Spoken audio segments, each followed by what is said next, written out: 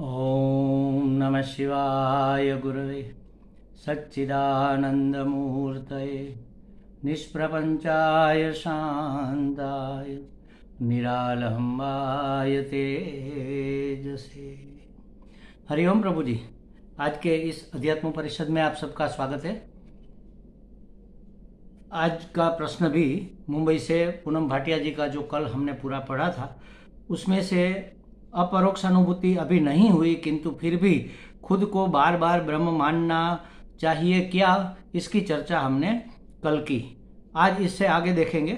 श्रुति से इसका पता तो चल ही गया है, किंतु चित्त शुद्धि अभी बाकी है, तो भी यह असर करता है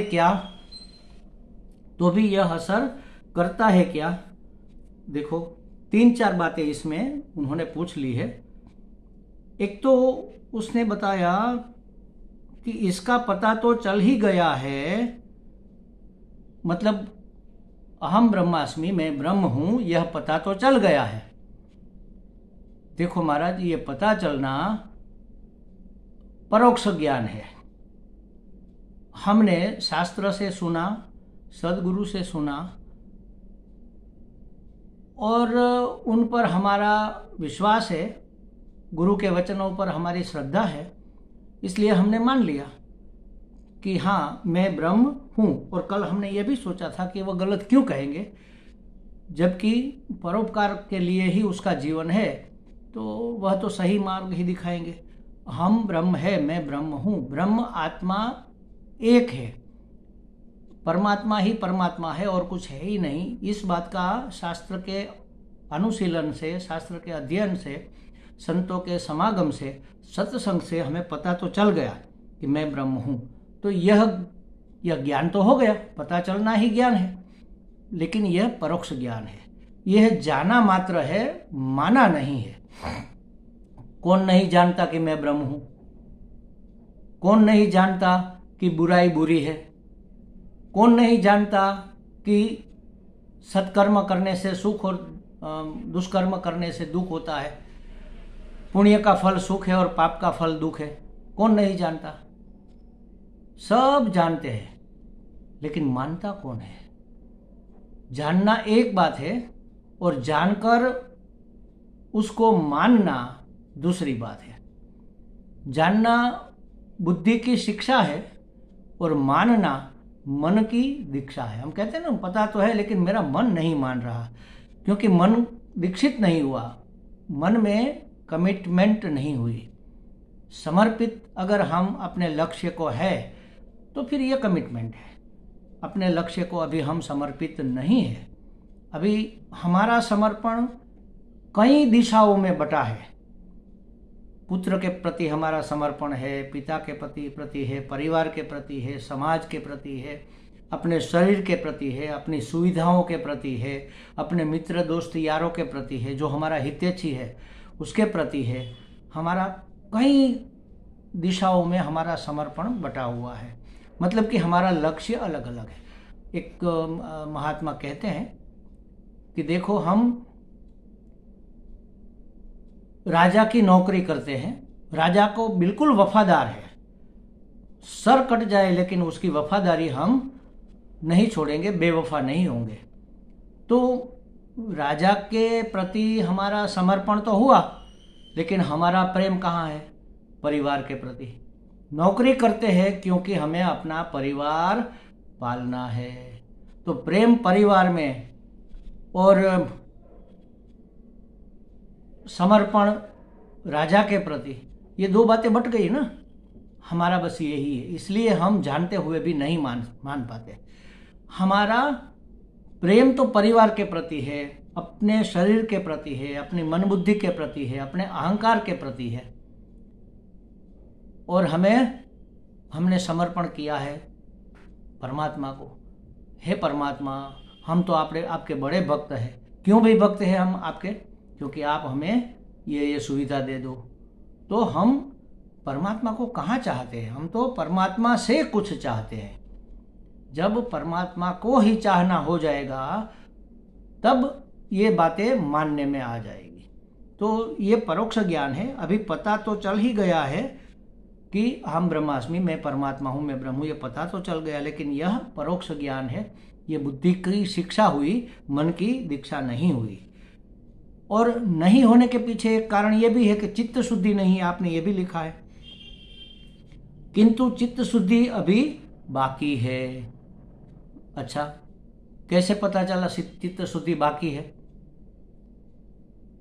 उसका कोई क्राइटेरिया होना चाहिए। और बाकी है तो कितनी बाकी है और कब तक बाकी रहेगी? हमने ऐसा मान रखा है कि पहले चित्त शुद्धि हो जाएगी, इसके बाद हमें ज्ञान होगा। तो महाराज ऐसी बात बिल्कुल ही नहीं है। चित्त शुद्धि संपूर्ण हो जाएगी तब ज्ञान भी संपूर्ण होगा। लेकिन थोड़ी चित्त शुद्धि हुई है तो थोड़ा ज्ञान हो जाएगा। जैसे हम बार बार कहते हैं कि आज थोड़ा हमने जाना ईश्वर के बारे में, परमात्मा के बारे में, जीव के बारे में, जगत के बारे में, तो हमें थोड़ा बहुत ज्ञान हुआ, दूज का चांद हुआ। फिर और ज़्यादा जाना, तीज, चतुर्थी, पंचमी का चांद हुआ, थोड़ा प्रकाश बढ़ा, अंधेरी रात थी, अब पंचमी का उजाला है। और थोड़ा बढ़ा, और ज़्यादा जाना, और ज़्यादा साधना की, और ज़्यादा समर्पण हमारा हुआ, और ज़्यादा हमारा उसके प्रति आकर्षण हुआ। क्योंकि बुद्धि तो श्रेष्ठ की पक्षपाती है ना, और हमें पता चला कि परमात्मा सर्वश्रेष्ठ है तो उसको पाना चाहिए, तो उसके प्रति बुद्धि आकर्षित हो गई, तो हमने और जाना। अष्टमी का चांद हुआ, मतलब आधा अंधेरा आधा उजाला तो हो ही गया। अब पता चलता है सामने से कोई आ रहा है, ये भी पता चलता है कि मनुष्य आकृति है, पशु नहीं है, कोई मनुष्य है। और बहुत दूर है तो थोड़ा ये नहीं पता चलता कि पुरुष है या स्त्री है, लेकिन थोड़ा और नज़दीक आ गया तो ये भी पता चलेगा कि कोई पुरुष है। फिर और नज़दीक आएगा तो और पता चलेगा कि कोई, ये तो हमारे परिवार वाले चाचा मामा या ऐसा कुछ लगते हैं। तो ज्ञान थोड़ा और बढ़ा। फिर बढ़ते बढ़ते एकादशी आ गई तो और उजाला हो गया। अब पहचानने में भी आता है दूर से कि हाँ देखो ये हमारे चाचा जी आ रहे हैं, पता चलता है, देखते ही पता चलता है। ऐसे नहीं देखना पड़ता, नज़दीक नहीं जाना पड़ता, दूर से देखो चाहे नज़दीक से देखो, लेकिन पता चल जाता है कि ये क्या है। तो इसको कहते हैं एकादशी का ज्ञान। और ऐसा करते करते एक दिन पूर्णिमा हो जाएगी तो पूर्ण ज्ञान हो जाएगा।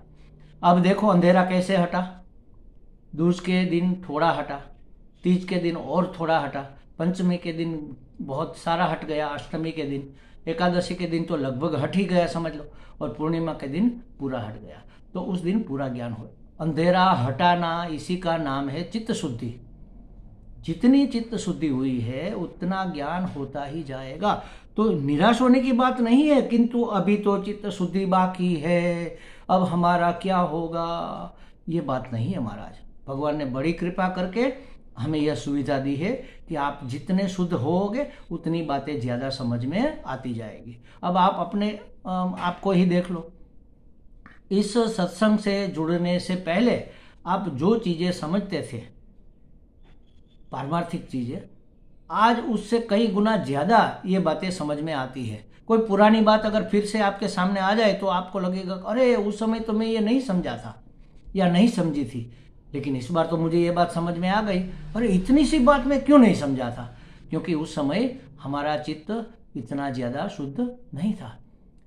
जितनी मन में प्रसन्नता टिकती है उतनी हमारी चित्त शुद्धि हुई है, ये इसका मानदंड है, क्राइटेरिया है। अहोरात्र 24 घंटे हम अगर अखंड आनंद में रहते हैं तो समझ लो हमारी संपूर्ण चित्त शुद्धि हो गई, हमें ज्ञान हो गया।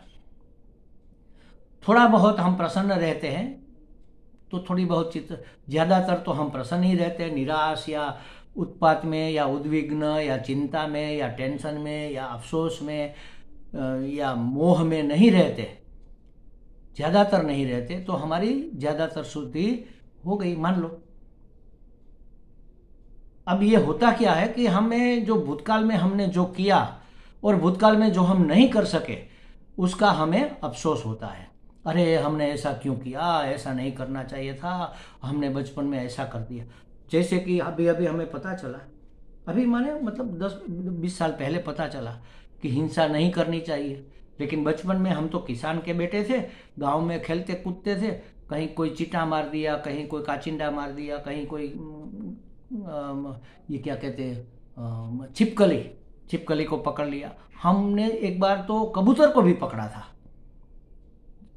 ऐसे टोकरी में खूंटी लगा देते हैं, नीचे दाना डाल देते हैं, खूंटी से एक डोरी बांध देते हैं, कबूतर आएगा चुगने के लिए या तो चिड़िया आएगी, तो डोरी खींची तो क्या हुआ, वो खूंटी निकल गई और टोकरी उसके ऊपर गिर गई, टोकरी के अंदर आ गया। फिर हाथ डालकर उसको पकड़ लिया, फिर उसके पाँव में डोरी बांधकर उसको उड़ाया, फिर पकड़ा, फिर उड़ा, ऐसे खेलते थे उससे। तो कितनी हिंसा, ये तो बहुत बड़ी हिंसा है भाई। तो ये तो उस समय हमें पता नहीं था, अब पता चला तो क्या होगा, अफसोस होगा, अरे हमने ऐसा क्यों किया, किसी प्राणी को कितना हमने परेशान किया। और जो नहीं कर पाए पुण्य कर्म या सहायता, किसी को अगर हम नहीं कर पाए तो उसका अफसोस रहता है। तो भूतकाल का अफसोस, किया उसके लिए, नहीं किया उसके लिए, दुष्कर्म किया उसके लिए, सत्कर्म नहीं किया उसके लिए अफसोस रहता है। भविष्य की चिंता रहती है, अरे कल क्या होगा, ऐसा हो जाएगा तो फिर क्या होगा, ये नहीं रहेगा तो वो क्या होगा। अभी देखो कोरोना की तीसरी या चौथी कोई लहर आ रही है, डर लगने लग गया, अरे फिर से आ गई, फिर से झपट में ले लिया, क्या होगा, हमारे बच्चों का क्या होगा, हमारे परिवार का क्या होगा, हमारा क्या होगा, हमारे देश का क्या होगा। चिंता सताती है भविष्य की। और वर्तमान का मोह जो हमारे पास है वो टिका रहे, कहीं जाए नहीं और मिलता रहे। तो भूतकाल का अफसोस, वर्तमान का मोह, भविष्य की चिंता जितनी कम होती जाए उतनी प्रसन्नता ज्यादा टिकेगी। और उतनी प्रसन्नता है जितनी चित्त शुद्धि रहेगी। अब चित्त शुद्धि के कई साधन है। कर्मयोग मोटा मोटा साधन है, बड़े बड़े मेल के जो गट्ठे लगे हैं उसको वह निकाल बाहर करता है। फिर उपासना भी चित्त शुद्धि का साधन है, योग भी चित्त शुद्धि का साधन है, ज्ञान प्राप्ति भी चित्त शुद्धि का साधन है। चित्त शुद्धि होती ही रहती है। सभी साधनाएं हमारी यही काम, साधना हमें क्या करना है, हमें ब्रह्म बनना नहीं है, ब्रह्म तो है ही, लेकिन हम परमात्मा है या नहीं जानते, उसके बीच में जो पर्दा पड़ा हुआ है उसको हटाने का नाम साधना है। परत के ऊपर परत भ्रम की चढ़ी हुई है, हमारी बुद्धि के ऊपर अनेक परत, अनेक लेयर इसके ऊपर मिथ्या ज्ञान की, भ्रम की चढ़ी हुई है। उसको हटाते हटाते हटाते जब पूरी हट जाएगी तो ज्ञान हो जाएगा। बस उसी भ्रम को हटाने का नाम ही साधना है, सावधान रहने का नाम साधना है। तो ये साधना चित्त शुद्धि का काम ही करती है। जैसी जैसी चित्त शुद्धि होती जाएगी वैसा वैसा हमें पता चलता जाएगा। तो आपको पता तो है, लेकिन अभी परोक्ष है, जितना है उतना तो आनंद है, उतनी तो प्रसन्नता है ही। तो ऐसी चित्त शुद्धि अभी बाकी है ऐसा मत सोचो, पूरी नहीं हुई है ये बात अलग है, लेकिन बहुत सारी चित्त शुद्धि हो गई, बस अब हो रही है और होती जाएगी। जैसे जैसे हम परमात्मा के निकट पहुंचते जाएंगे वैसे वैसे हमें आनंद की लहरें मिलती जाएगी। जैसे गर्मी के दिन है, समझ लो बहुत गर्मी के दिन है, और आप तो मुंबई में रहती है तो बहुत गर्मी के दिन वहाँ पर तो नहीं होते, लेकिन फिर भी समझ लो कि बहुत गर्मी के दिन है, आपको बहुत गर्मी हो रही है, आप बाहर निकली हुई है और जुहू की ओर आप जा रही है मार्केट में। फिर सोचा चलो जरा जुहू बीच पर टहलाते हैं, शाम का समय हो गया है, थोड़ी ठंडी हवा लेते हैं। तो बीच पर अभी आप पहुँचे नहीं, थोड़े दूर है, रिक्शा में, ऑटो में बैठी है और जा रही है, या तो अपनी कार में बैठी है, दरवाजा विंडो खुली है, कांच खुला है, तो धीरे धीरे धीरे गर्मी में से थोड़ी थोड़ी ठंडी लहरें आने लगेगी। अभी आप बीच पर पहुंची नहीं, लेकिन ठंडी लहरें आपको एहसास कराने लगी कि अब बीच बिल्कुल नज़दीक है। जितनी जितनी ठंडी लहरें नज़दीक आती जाएगी आपको पता, ठंडी लहरें का अनुभव होता जाएगा, आपको पता चलेगा कि बीच अब नज़दीक आ रहा है। बस उसी तरह जितना हमें अंदर अपने भीतर संतोष, शांति, निराकुलता और ये प्रसन्नता, आनंद जितना जितना महसूस होता जाएगा उतना उतना समझ लो कि हमारी चित्त शुद्धि होती जा रही है। इसी का नाम ज्ञान प्राप्ति है। ज्ञान प्राप्ति हमें होती है, भ्रम को मिटाने का नाम ही तो ज्ञान है। तो जितना विवेक होगा, जितना वैराग्य होगा, उतनी जल्दी चित्त शुद्धि हमारी होगी। और तो आपने आगे पूछा तो भी यह असर करता है क्या? हाँ, असर करता ही है ना। कितना असर करता है? जितनी आपकी चित्त शुद्धि हुई है उतना असर करता है, जितना उजाला हुआ उतना दिखता है। तो अहम ब्रह्मास्मि कहने से कोई गलत हम नहीं कर रहे हैं, इसका असर होता ही है। अनजाने में भी अगर आग में हाथ चला जाए तो जलेगा, उसी तरह अनजाने में ही अगर बर्फ को छू लिया तो ठंडक महसूस होगी। उसी तरह अनजाने में ही मैं परमात्मा हूँ इस राह पर चल पड़े तो हमें उसका फायदा मिलेगा ही मिलेगा। यह असर करता है और बिल्कुल असर करता है। ये असर अगर नहीं करता होता तो ये प्रश्न ही आपके अंदर नहीं उठते महाराज। ऐसे प्रश्न उठे हैं, इसका मतलब यही है कि यह ज्ञान इफेक्ट कर रहा है, ये असर कर रहा है। एक क्षण में ज्ञान हो जाएगा ऐसी बात नहीं है, लेकिन एक क्षण ऐसा आएगा जब पूर्ण ज्ञान हो जाएगा। क्षण क्षण ज्ञान होता जा रहा है, होता जा रहा है, होता जा रहा है, लेकिन एक क्षण ऐसा आएगा जब पूर्णत्व की प्राप्ति, पूर्णत्व का प्राकट्य हो जाएगा। प्राप्ति भी नहीं कहेंगे, है ही, वो प्रकट हो जाएगा, पूर्णत्व का प्राकट्य हो जाएगा। तो एक क्षण में ज्ञान नहीं होगा, लेकिन एक क्षण ऐसा आएगा जब ज्ञान पूर्ण हो जाएगा। अभी भी है, हो ही रहा है, चित्त शुद्धि भी हो रही है और ज्ञान दोनों साथ साथ चलते हैं। जैसी जैसी चित्त शुद्धि होती जाएगी तो चांद जितना जितना बड़ा होता जाएगा, अंधेरा उतना उतना कम होता जाएगा। अंधेरा जितना कम होगा उतना उजाला ज़्यादा होगा। चित्त शुद्धि जैसे जैसे होती जाएगी आपको अपना परिचय मिलता जाएगा। हमें लगता है काफ़ी स्पष्टता हो गई। आगे की बातें कल देखेंगे। ओम हरि ओम।